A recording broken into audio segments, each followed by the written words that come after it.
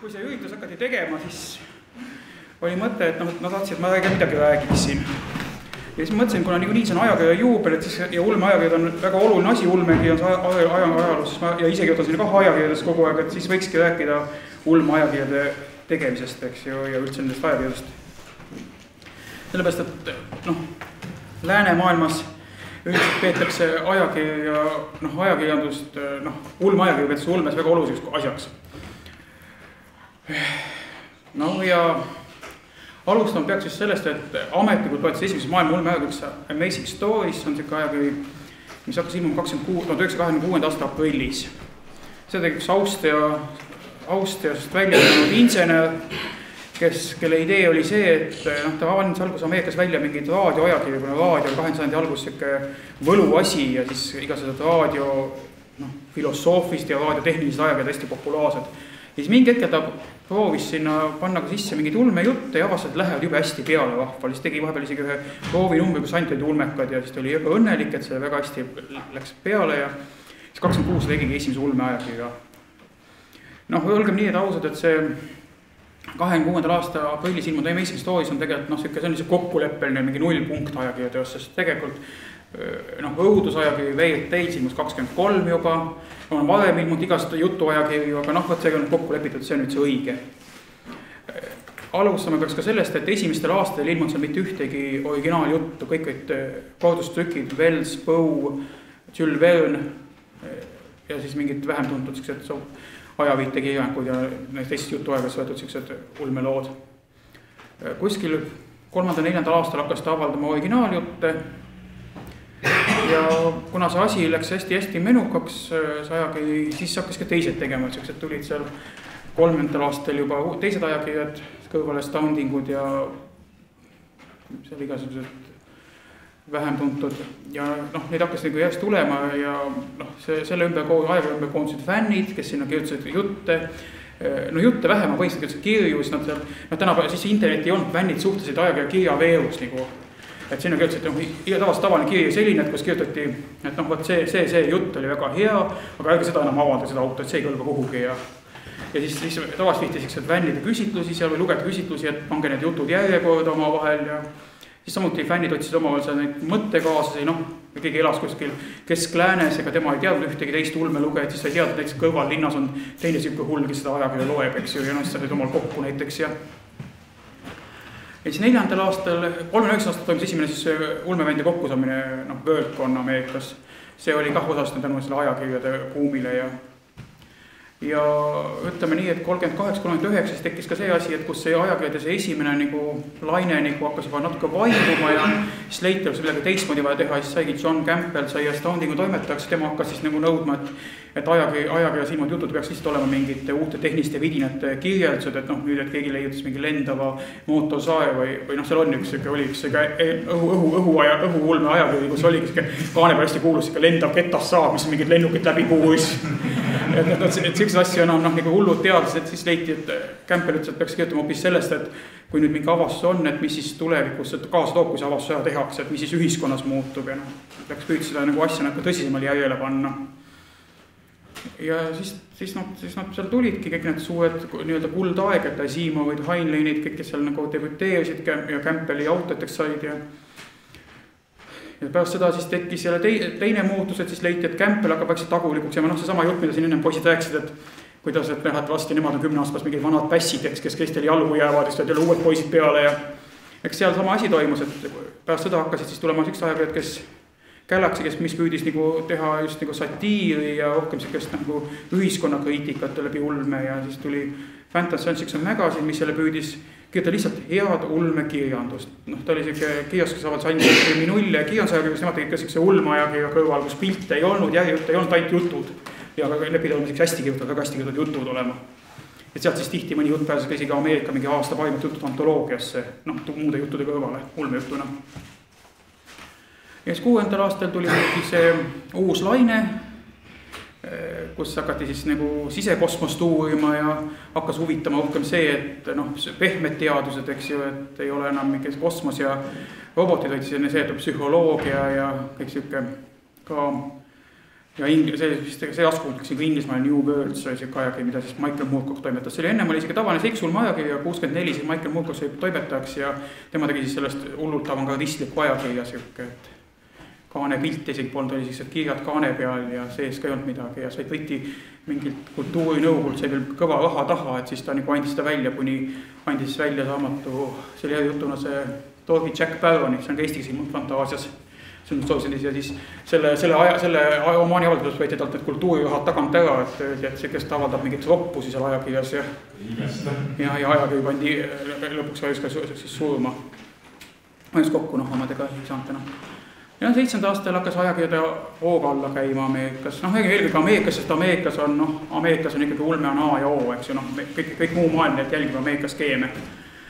Alguses räägin Ameerikast ja siis 7. aastal hakkas ajakirjandus ka alla käima väga lihtsal põhjusel. Esiteks koomiksid läksid populaarsemaks, koomiksid kadus ära see igasugused piirangud pealt vanasti olid need koomiksi mingid koodeksid, kus millegi seal tohtinud olla roppusi ja paljast ihu ja kõike mida ja siis 7. aastal seos selle igasuguse mässude revolutsioonidega nagu vaimses vallas oli nagu see läks hipiliikumisega, kõik see läks tabud maha, et kots ja paljas ihu ja kõik see oli lubatud ja siis sai koomiks igast asju näidata ja teiseks oli see, et 7. algus hakkasid levima originaalantoloogiad. Siuksed, et kas olid siis sariantoloogia nagu Täheaeg või siis on siuksed, et kus pandi üks teema antoloogia kokku ja see pani ka natuke ajakirja turule põõna, sest et häid jutte on alati lõplik hulk ja antoloogia maksis võib-olla rohkem kui ajakiri sõna pealt ja läksid antoloogiasse paremad jutud ära järjest.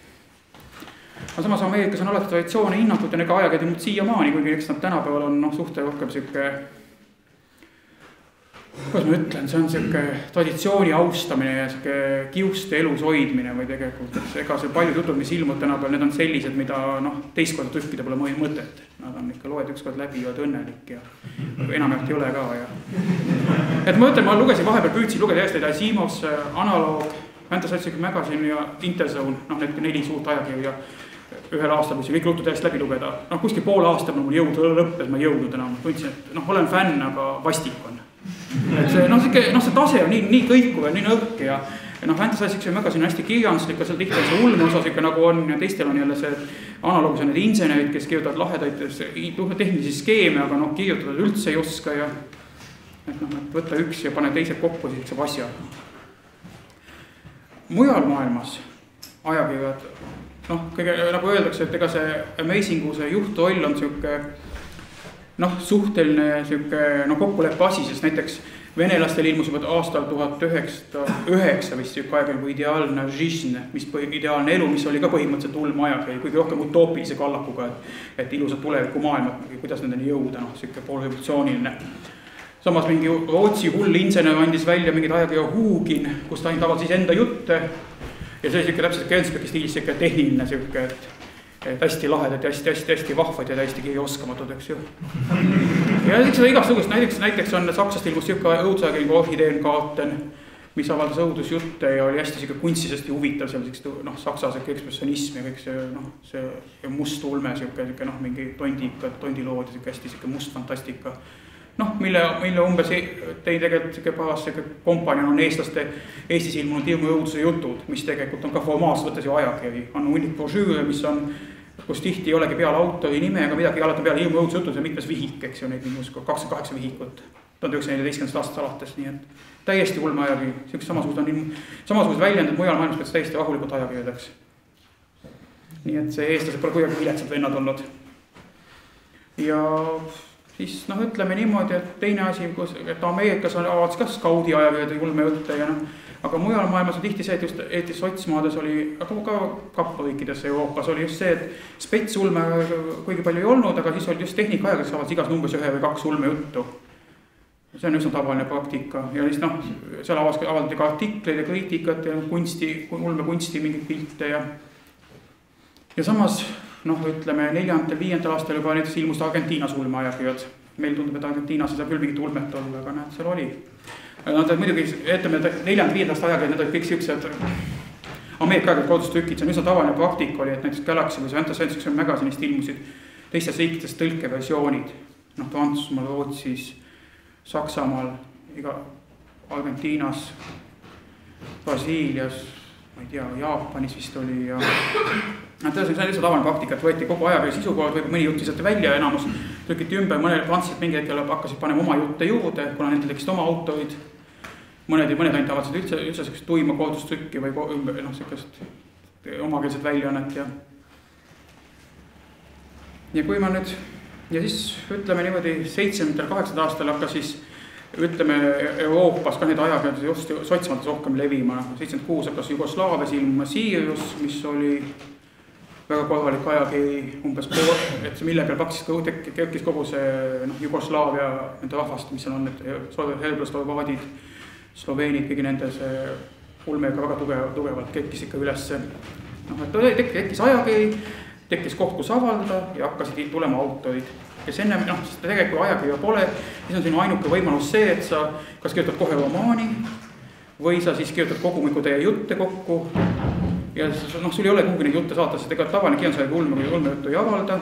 Mõnikord avaldab, aga siis ta on siuke imelik, siuke udune värk, mida mille puhul alati küsimus, et see üldse on ulme. Ma ei taha midagi halvasti öelda see kirjanduse kohta, aga ütleme nii, et alati määrab avaldamiskoht mingi määral seal ilmud lood, eks ju. Näiteks leedulastel oli 80. aastal avaldati nende Komsomoli lehes, mis see nimi on nüüd, aga põmbus nagu meil oli noolte hääl, ilmus seal ulme lehekülg iga kuu või isegi sagedamini. Ja seal käisid lühikesed jutud, aga ajalehega üks lehekülg, siga suur, mis ta on, eks ju, nagu ma ei tea, tänapäeval vist nii suuri lehti enam Eestis ei olegi, nagu oli omal noolte hääl, et mitu korda kokku pakitud, Ütleme, võtad Postimehe ja lööd ta lahti, siis nii suur, eks ju, palju sinna paned selle ühe jutu, see jutt on 5-6 lehekülge umbes käsikirjas, mingid artiklid ja samas ajalehes ilma jutt peab üldse siuke olema, mida suure tiraaži ajalehe lugejad kõik suudavad lugeda, see ei ole väga siuke üle mõistuse tehniline, ta ei saa olla mingi väga imelik, eks ja siuke meil ilmus ka Nooses ja või Pioneeris ilmusid ulmejutud, aga Pioneeris ilmus pidi lastele sobima, Nooses pidi jälle siuke olema, et noorte ajakirja sobib. Ja selles suhtes on ulmeajakirjade vajalikkus täiesti olemas. Aga neid nagu on, et ütleme, sotsriikides oli see võimalik sotsialistliku majanduse all, kuna siis riik maksis kõik kinni, tänapäeval nad on, aga olemas paljudes riikides ja endis sotsmaades, aga nad on kõik kiduvad. Teiseks on see, et lugejate himu lühijutte lugeda on kõvasti langenud maailmas. Häid jutte ilmub, aga ütleme, suvaline keskpäevane paks romaan saab rohkem tähelepanu kui väga hea jutukogu. On siuke paratamatus kahjuks, aga nii see on. Nüüd tulles Eestisse. Meil oli see kunagi hirmuõuduse jutud, ilmusid Pioneeris ja ilmusid selles Nooses jutud. Mõnikord ka liike. Mida? Orisonis ka. See oli see klassikaline teaduse ajakiri või tehnika ajakiri, kus ilmud siis need lisana jutud. Ja Orisonis oli ka see siuke asi, et aga kõigis need väljendab see asi, kui sealt läheb töölt ära inimene, kelle jaoks on see oluline või muutub ajakirja poliitiks, need jutud kaovad. Orisont nii läks klants paberi peale ja ulmejutud kadusid nagu see samunegi lehma ihust. See oli ühte ulmejutu 79 aastast. Kunagi hiljem 9. aastal tuli see vahele see jutu lisa, mis nad avasid siis Varraku romaanide katkendeid tulevasi, eks ju. Aga sellest ütleme nii, et 9. aasta alguses tegi siis Maarja Kivistik Maardus, 91 ilmus esimesed 4 numbrit. Ja see oli selles suhtes ikka täitsa huvitav eksperiment, eks ju, Maardus oli midagi Kivistiku taga ka Põhjanaela ja Pioneeri see, ütleme, toimetaskond ja ta sai selles mõttes üsna lihtsalt see teha sealt kõrvalt. Ja Maardus omas, kuna seda sai algus väga odavalt toota kah, sest see ikkagi pool ajaleht ju siuke, siis ilmselt see hoidis tal pinnal ja paljud olid ka ju vanad need kopeid ja vabad jutud. Ja Maardus tekkis ka esimene laine siis nagu Eesti autorid, kes küll algeõlise tulekul jäid kõva kõitika tulva alla, et mingid varduse vanad pässid, eks ju. Veiko siin on, istub siin, et kes ainukese vist siiamaani Rivis veel on, kes kirjutab sellest kambast, eks ju. Jah, sest et tegelikult ma ütlen, et ma ükspäev just mõtlesin selle peale, et tegelikult me võime öelda nende Maarduse jutud mida tahes, aga Eesti ulmearengus on nad vajalikud, sest et ütleme, on vaja kirjutada läbi mingid skeemid, eks ju, et saada sealt edasi minna ja selles mõttes Maarduse asjad olid väga vajalikud, et seal tekkis ka foon, eks ju, et see, kui ilmub üks jutt kuskil noos või 2 juttu aasta jooksul, see ei ole mitte midagi, eks ju, aga kui ikka ilmub Maarduses juba neid, seal lõpupool ikka ilmus, seal olid igas numbris ju 4-5 Eesti juttu, 1-2 olid veel väga päris head, ülejäänud väga päris kehvad, aga samas tekib ikka kriitiline kogus tekste, mille peal juba hakkavad tekkima teised ja kas või tekib seesama see, mis on klassikaline, see ulmes on väga tavaline asi või üldse kirjandus, et mingi tegelane vaatab, et kurat, et sellise asja oskan ka mina kirjutada, isegi paremaid. Ja siis hakkab kirjutama ja see on tegelikult väga oluline, just siuke, see on tegelikult see asi, mis tegelikult, mind algas vihale, ma ütlen nüüd selle nime siin maja seinte vahel, Kaur Kendel, eks ju, et kui Kaur Kendel avaldas oma esimese romaani, siis tuli hunnik noor autorid, mitu ulmes, eks ju, ja ütles, et oi, nii sitast oskan ka mina kirjutada ja mind alati on vihastanud see, et pole mõtet kirjutada sama sitasti, et ikkagi kirjutab püüda paremini teha. Ja selles mõttes, ulmes on see tavaline asi olnud see, et ma mäletan isegi minu esimesed artiklid ilmusid Maardus niimoodi, et ma lugesin mingit Maarduse numbrit, mingit artikli, siis ma nii vihane, seal mitu fakti viga oli, sain kuskilt see Maarja Kivistiku numbri, helistasin, sõimasin selle näo täis, et kurat, mis mees, mis sa teed, et kurat, et kas sul ei ole kuskil siis või kui ei ole, siis räägi inimestega, ma olen nõus andma mingit infot, eks ju, et väga kirjutaseks jama, seal oli klassika, et ma kirjutasin ja põhjast veel toimus, kui ma esimene artikli, siis oli mul oli pikk artikkel sõuduskirjanikest ja siis samas numbrist oli sama minu artiklis mainitud mingi autori jutt, kus oli ilmselt vene keeles tõlgitud ja autori nimi täiesti valesti kirjutatud. Et ta ei olnud, nagu üks asi teab ja teine teeb, aga sealt meil kuidagi side tekkis ja siis kui tuli Algernon, siis muidugi tekkis ikka vastuolu, et jah, vaat need mingid Maardus-sajandus Tondi jutud ja nüüd on siis Algernonis on siis see uus ja vägev ulme, eks ju. Et õudus ikka vastasseis ja selles mõttes see reaktori ja Algernoni praegune õiendamine, see on lihtsalt järgmine samm selle samal redelil. Nüüd on Algernon see vana ja igav ja nüüd on reaktor uus tugev tuli ja see on mujal, ma mõtleb samad moodi, see ei ole midagi uut. Ma eile just Metsavanal rääkisin, et Poolas oli sama asi, kui Nova Fantastika ilmus ja Fantastika, eks see ajakiri, kes oli 10-15 aastat olnud Poola ulmes A ja O, eks ju, kõik selle ümber käis ja 100 000 ja rohkem, eks ju. Vist olid mingid kirjanikud leidsid, et nende tekstid ei sobi sinna vanasse ajakirja, tegid uue ajakirja, siukse raamatu formaadis, mingi Phoenix, nagu kõik nagu raamat või almanah öeldi. Kui selle Phoenixis ilmunud jutud hakkas saama mingid poolakates tähtsamaid ulmeauhindu, siis Fantastika kirjandustoimetaja või peatoimetaja leidis, see on isiklik solvang, see tehakse tema õõritamiseks, antakse auhindu. Et see on tema kiusamiseks, antakse auhinnad nendele juttudele. Et selles mõttes, see inimesed on inimesed ja see on alati nii, et te teete, ikka seda kindlasti sellepärast, et mulle midagi halba teha, Ja selles mõttes, ütleme niimoodi, et kui me tänapäeva seisukolt võtame, siis kuna ma reaktori ürituse, siis mõtlen, et mis on reaktori pluss minu jaoks isiklikult. Lisaks sellele, et ma sain avada seal nüüd oma artikleid, eks ju, mida ma sain oma blogis teha, eks ju, lihtsalt mõtlesin, et ehk reaktoris loeb ikkagi rohkem. Ja samas ajakirja number, see annab ikkagi mingi ora sulle sisse, eks ju, et blogis mõtled, ma täna ei viitsi, homme ei viitsi, aga ajakirjas ove kirjutab, et kus lugu on. Mõni kuu sest ei ole kõik kasu, ikka jääb lugu tegemata, eks ju, aga üle 2 kuud eest ei ole seni vist olnud niimoodi, olen püüdnud hoida. Aga see on vähe oluline, aga oluline see, et mis mul tegelikult reaktori puhul mõtleb, minus on see õige nagu ulmeaeg peab olema, seal on artiklid, seal on filmidest, koomiksitest, mängudest, seal on jutud, tõlkejutud, tõlkejutud on see asi, et millel saab õigused, eks ju, kas siis väga uued või väga vanad, eks ju, et see vahepeal see on kõige raskem, kuna agendid on kurjad. Et uutel autodel saab autod endakas küsida, väga vanadel ei pea küsima midagi enam. Ja siis on Eesti autoid, samastest võdikute viis tekkis neid autoid tegelikult siin Eestis vahepeal, et kes Algernonist läbi pääsenud. Algernon minust seadis, ma ei taha kritiseerida, aga nad seadsid ikka minust latti liiga kõõgele. Sa ei saa teha seda, sa pead ikka arvas sellega, mis on objektiivne reaalsus, eks ju. Sa võid ju panna latti teha kui taevasse, kui selle tasemel selle töö tuleb siia avaldada, aga ajaga tuleb täita ja selles reaktori poliitika on minu arvates arukam, sest et kui olgem ausad, on muidugi autod, kes alustavad niimoodi, et tuleb esimene jutt on siuke, et kõik ahetavad ja 50 aastat hiljem veel loevad, ütled, kui hea, eks ju. Aga enamus autoid alustavad selle tasandile, et pääs neil kõigil omal piinlik, eks ju. Võtame Siimov esimest jutud, eks ju, ja Siimov ise ei taha neid esimest juttu väga avalda. Katski ei tahtnud oma esimest romaani kogud teosse panna sisse ja tükk aega lõpuks tuli lisaköitena see välja esimest kogud teosses nendele, et nad alguses olid keelsused ja lõpuks ka leidsid. Lemb häbenes oma esimest romaani nii, et keelas selle avaldamise lõpuks fännid andsid selle põrandal välja ja siis Lemmil jääb muud üle, kui teha ametlik väljanne ka, eks ju, nii juba liikus ringi ja siis oli sama asi on paljud autoritega, et keegi ei alusta kohe tipust, eks ju, ja selles suhtes on, reaktori peab öelda, et jälle, see on nagu on, aga see on vajalik.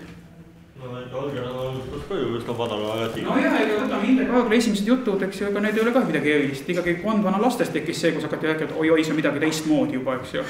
Ja see ei olnud tema esimene ega mitte ka teine jutt.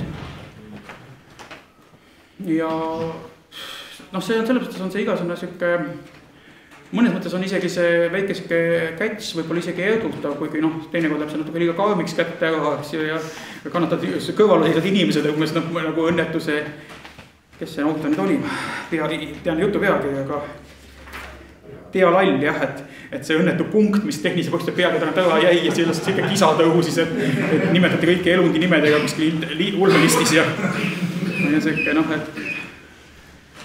et selles mõttes on samas ega mäletan ka Valge Anoni maaduspäevil oli seal küll siuke lugejakiri, kus Raul Sulbil lubati midagi maha lõigata ja see kirjutas mingi kellegi meeleolu pilte lugeja kirjutas, kuidas Sulbi pargi pingil on ära vehistatud. Ma ei mäleta täpselt, mis numbris ja ma ei soovita ka seda lugeda. Ja seal ka ikka anti nii, et tolmas, et selles mõttes ja Jõgeva teilega oli seal suur sõda, et keegi, et seal, oli pahane, et tema jutt kohe ei läinud üles minuti pealt ja ma mäletan, ega Aguriga, Manik Tänav käisime kohtumile ja see ikka ka, et Tähetoonis, kui Ulmeühingu aasta koosolek, siis Manik Tänav istus mulle vastu ja küsis, et räägi nüüd, milles asi on. Ja tagasi siis kaks ikast mooni teist Jõgeva kirjanikku nagu Valet Mitt ja kohe Kaanis Vedu, eks ju. Et ei midagi, maas inimesed omale räägitud ja loodan, et Veiko on andestam, mis ma juhtude kohta kunagi öeldud olen ja paljus ka on õieti öeldud. Ma nüüd peab mõtlema, mida sa üldse ütled, mille sa viiad. Mingi latigelt läbi jooksmise kohta ja mulle hullem ikka öeldus. Ei, seda küll jah, aga selles mõttes ja samas need igasugused ajakirjade mujal ma täpselt sama asi on, ega seal ma näiteks kunagi lugesin Playboy kirjaveergu, Playboy's ilmus ka hästi palju ulmejutte ja seal ilmus näiteks koodusükina Bradbury romaan 451 kraadi Fahrenheiti ilmne klassika ilmus hetkest alates ja järjejutuna. Playboy avaldanud ainult seksuaalsed jutud avaldas põhimõtteliselt see, et nendel oli idee see, et Playboy algusaasta oli väga siuke intellektuaalne ajakiri, paljad tüdrukud, maailmakirjanduse klassika, moodne hea kirjandus, maksime väga hästi, kõik kirjanikud tahtsid toppida oma jutte. Ja põhine seda, et nendel ei olnud tabusid eriti, et sa võisid kirjutada seksi sinu ulmejutusse, mida me ulme, aga siis tohtid olla seksi, eks ju Ja samas oli see, et see oli artiklid mujalt maailmast igalt poolt, et Bradbury romaan ilmus ka see järjejutuna väikse kärbetega. Ise oli mingi vennas väga lühike lugejakiri, et see härra Bradbury peab küll olema kellegi toimetuse liikme sõber, sest muidu sellist juttu siin küll keegi ei avaldaks. Romaan.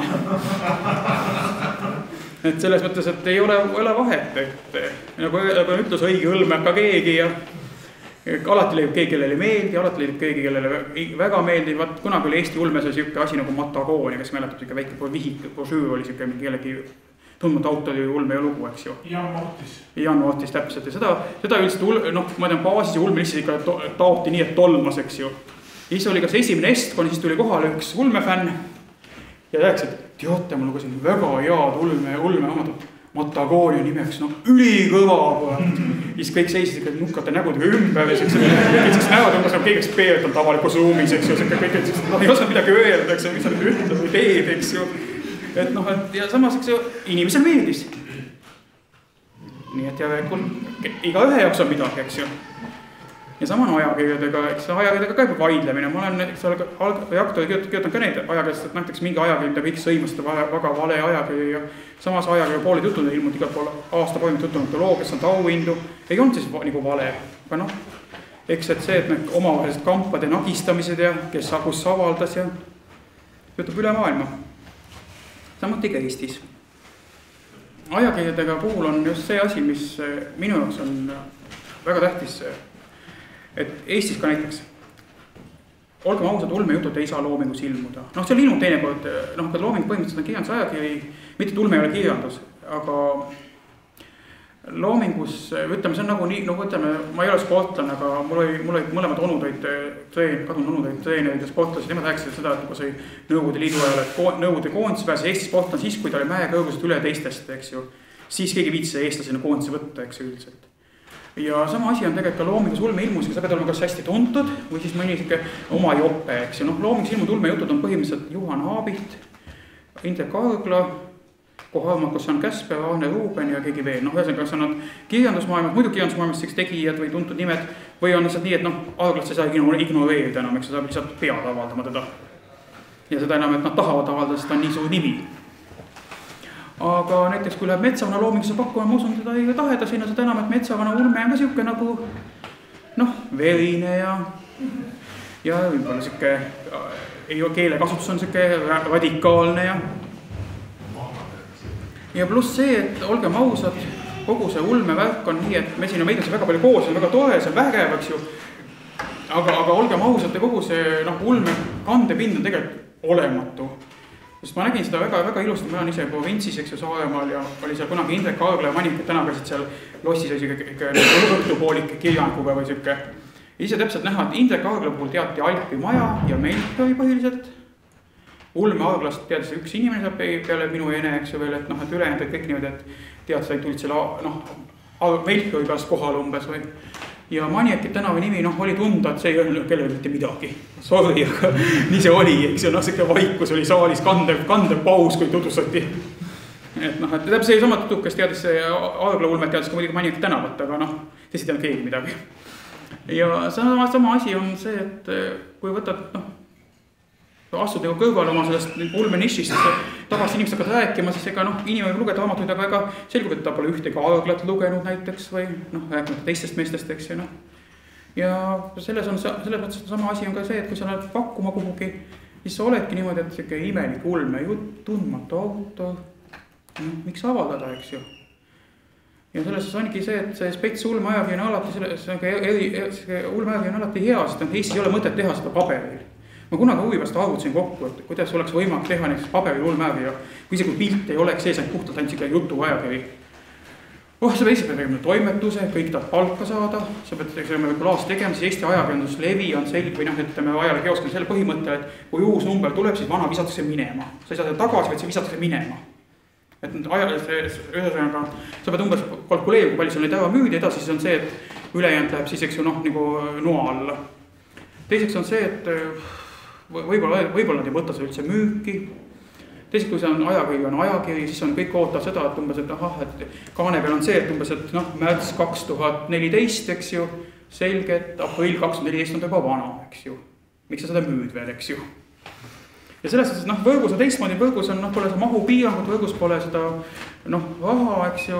Selle mõttes, et sa ei pea paberit selle alla puulutama, sa peab mingit tiraaži määrama, toimetus teeb ka, ta tööd tasuta, eks ju, ja sealt see tasub nagu ära, aga paberi peal lihtsam teha mingi antoloogiat sai, sest et kui see antoloogia isegi on, nagu täheaeg on 12, kui 12 ilmub, 11 ja muud sellest mõttetuks. Ei ole 11 mõtet müügit ära põletab 10, eks ju, aga ajakirja puhul tekib see täpselt see asi, et siis on eelmise võetakse kohe ära. Ja selles, et Eestis on nagu ilmselt võrgu ajakirja ainuvõimalik asi, kuidas teha ulme ajakirja. Kindlasti võib olla mingi metseel, võib lasta rahad lõdvaks, eks rahakotirauad ja lasta rahad liikuma, aga ma kujutan ette, see lõpeb täpselt ära 4-5 numbri. Sest asi, millele puudub ikkagi reaalne töötav, kõlab nüüd see väga lollakas sõna, ärimudel, eks ju, ja kõik need muud asjad, eks ju. Et seda, sa võid teha mingi aega, mingi hetk paneks ikkagi pood kinni ja siis on siis seda enam on kahju, et ma nägin Venemaaga ilmus väga lahe ajakiri, mida tegiti mingi arvutifirmade rahad peal, ilusa polügraafiaga, hea disain, kõik oli hea, 3 numbrit ilmus, esiteks seda keegi ei osanud levitada, pakitsesid toimetuses, keegi pole seda näinud, 3. numbri pandi pood kinni, kõik materjali, 5 numbri materjali, kõik laiali igal poole küla peale. Et selles suhtes on kõik see niimoodi, et ma ütlen niimoodi reaktori endale, et kui te ei jõua, tulge öelge, siis ma kisan teie peale veel ja et ütlen tehke edasi, sest ma isiklikult olen väga skeptiline Algeoni tuleviku suhtes, sest et praegult see võib seda edasi kius nagu reaktori ära teha, aga kui see kius lõppeb, mis siis saab, seda ma ei tea, eks ju. Sest Algeon on tegelikult, ma ei näe seda põhjust, miks nad peaksid ilmuma. Mitte, et ma ei tahaks, et ilmub, väga tohe, kui ilmub edasi, jumala eest. Ilmub 30 aastat. Elagu reaktor üle, kui tahab, eks ju, aga küsimus selles, üks asi elab, teine on siuke, on olemas, see on see vahe. Reaktoril on jah, et on kirja vigu palju, eks ju, teinekord, ma tean, nüüd ütlen välja, andke andeks, aga ühes artiklis, kus rääkis Sterlingus, siis mööda minnes keegi unustas, näppu läksis sõlmikidust soss Sterlingu asemel, eks ju. Ja ma kunagi annan see vea, ütlen see, kus kohas see on, ja sellist asja juhtub, eks ju, aga nagu öeldakse, inimene loeb ära, saab aru, saab hakkama, eks ju, alati võib viiristada, ma võin osta ka 25 eurost raamatu ja see on täpselt samasugused kirjavigu täis, eks ju, lehmadel on kabjad ja laeva põhjas on veinikelder ja siis siuksed, kõike siuksed on täiesti, sa ostad oma raha eest neid asju ja hakkad ütlema, see öeldakse, et mis sa virised, eks ju. Tõlkjatele tuleb palju maksta ja toimetaja jaoks selle raha ja selles tasuta ajakirja kohta pole teil häda midagi. Kuigi alati võib paremini teha ja tegelikult te peaksite tegema vist seda asja, mis tegelikult, ma ütlen ajakirjas, ilmselt hakkama noori autoid taga otsima neid täitsa, kui tead inimesed kirjutab lihtsalt hakkama kas või kuidagi tellima lugusid või Aarglad kiusata natukene, kui tal on, võib-olla ta uut ei anna, aga see nagu see Aarglase koodust, see vana jutt oli või siis, eks ju, võib-olla Veiko kunagi langeb. Et ja sikke, et tegelikult on vajalik, eks ju, ma saan aru, et võrgu ajakirja puhul alati küsimus see, et kui palju seda üldse loetakse, eks ju. Aga ma ise loodan, et loetakse ja samas kui need lood on ikkagi seal ilmunud, on olemas. Ja kui kas või võib-olla need jutud ei ole nii head kõik, eks ju, aga samas võib-olla mingi tegelane ikkagi areneb natukene ja siis lõpuks tuleb mingi korralik romaan juba, mida tuleb paberil anda välja ja või saab neist vanadest jutus ka, ütleme, 2 kogumiku peaks jutus saab 1 kogumiku kokku, eks ju. Sest olgem ausad, eks ju, kirjanik kirjutab kõik muu, et ta räägib, tal on mõtted, nagu te ütlesid, et mingi tüüp kirjutas teile, tal on siuke idee, et tas ta suub kirjutada. See ei ole kirjanik, see inimene. Kirjanik on valmis, saadab jutu teile lihtsalt kogu lugu.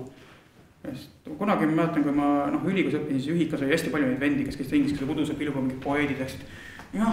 Sest kohe tuleb kimpluuletusi, kogu on ka peaaegu koos juba, nüüd on aastat, ma ei tea, mitukümmend aastat mööda on läinud, pole neist kellegi tulnud enam. Mõnel tuli üks kogumik ära, sinna see jäi ja kirjanik kirjutab ja kui teie võimas on nüüd see, et üldse ja lihtsalt natuke taga utsitada ja sest nagu näha on see Eestis ka, see on käinud, oli Maardus tekkis mingi potsa autoreid, tuli Algeonööga mingi potsa autoreid, Algeonööga praegu nüüd enam uusi nimesteid ei tule. Seal tuleb, mõnikord mõni juhuauto tuleb, või üldse tule seda enam, ei ole see hoog on möödas, kus tuli kogu aeg, iga kuu oli jälle mingi uus nimi ja tuli teine jutt ja 3. jutt ja no ei saa ju tulla, kui laita nii ka. No jah, see sama asi, aga mitte ainult, eks ju, ikkagi, ilmselt ei ole see Algeon ikkagi paljus ka atraktiivne turg, nagu öeldakse tänapäeval, nagu lollakas keeles jälle.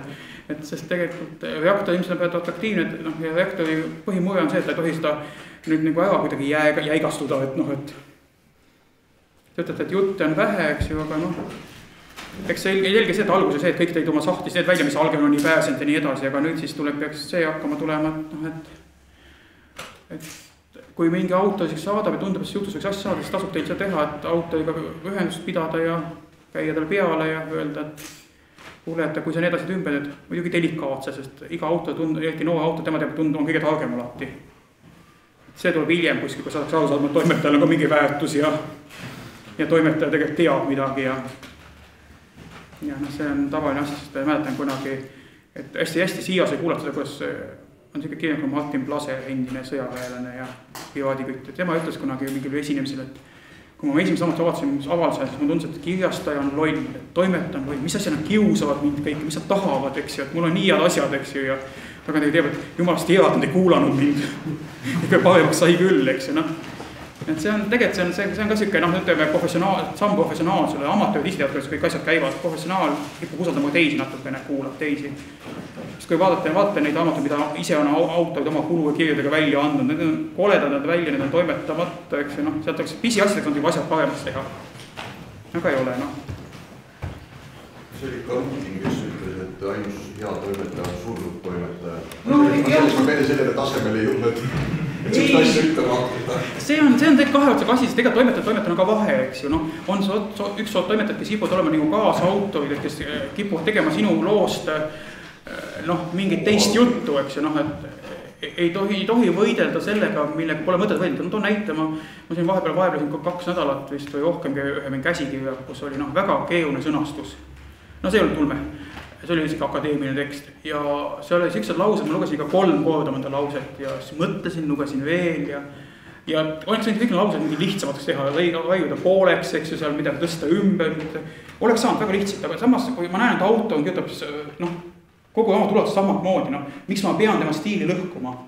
Miks ma pean seda tegema teistmoodi, sest et see on tema stiil, eks ju, ta on siuke akadeemilise taustaga, tema mõttes ongi keeruliselt ütlemine, ongi asja võlu, eks ju, noh, mingi semiootika, kõik see eks ju, noh, et noh, sellel ei ole mõtet, eks ju, samas, noh, ei ole mõtet, et kui autoril on siuke nurgeline stiil mõnel, eks ju, või mõnel on siuke, noh, hakitud, eks, ei ole mõtet hakata teha siukest voolavaks, siukest mõnusaks ladnaks, eks ju, noh.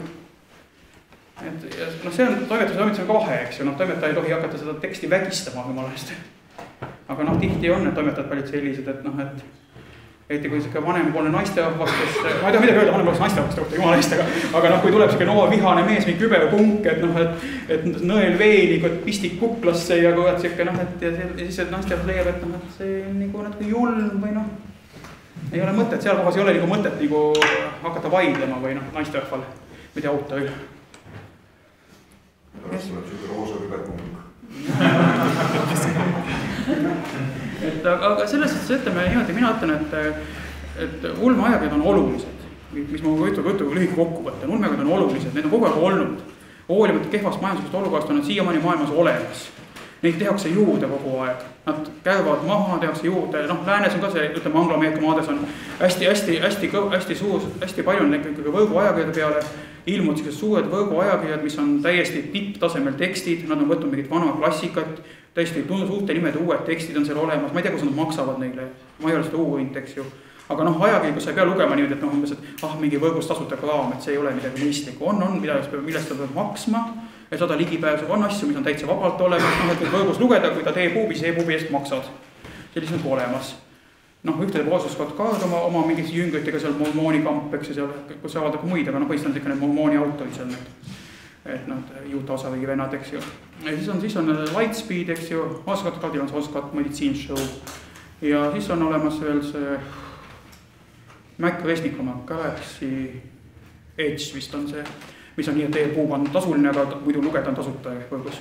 Ja need on täiesti normaalsed ja näiteks Ameerikas jõudnud ka sinnamaali, et näiteks kui vaatad Gardner Dozoanid aasta poimitud juttu kogumikke, siis antoloogiad, siis vanasti see kõik ainult nagu paberajakirjade antoloogiad. Tänapäeval on nii, et umbes pooled või isegi üle poolt teksti on ainult ilmunud esmakordselt võrgus. Ma ütlen, ma olen mingi võrgugi on see suur fänn, eks ju, noh, ma arvan, et üks asi välise teist, aga ütleme niimoodi, et ajakirja vorm võib muutuda platvorm, eks ta võib olla nüüd tõesti, et ka mujal maailmas on palju võrguajakirju, aga noh, olemus ei muutu. See on ikkagi koht, kus toimub kiire elu, ütleme, sa saad juba, sa pea ootama aasta aega vastustama ühe jutule, et kas see kõlba või kõlba, ja sa pea ootama aasta aega või 2 aastat, millal ilmub mingi järjekordne jutu antoloogia, kuhu sa saad oma jutu saata, vaid on ajakiri, kus sa võid kohe saata, ja sa lootsid 2-3 kuu pärast, võib-olla on see väljas, võib-olla järgmine kuu juba. Oleneb, mis jutu tase on, selles suhtes on ajakiri alati hea, noh, mitte ainult ulmes, aga mujal pole ka halb, aga noh, ulmes on see kuidagi selles, et sinna ümber koguneb ka see muu elu ja noh, selles mõttes, et kui ta tundub, et jätta asja katki, siis ärge jätke. Miks optimismi lõpetakski.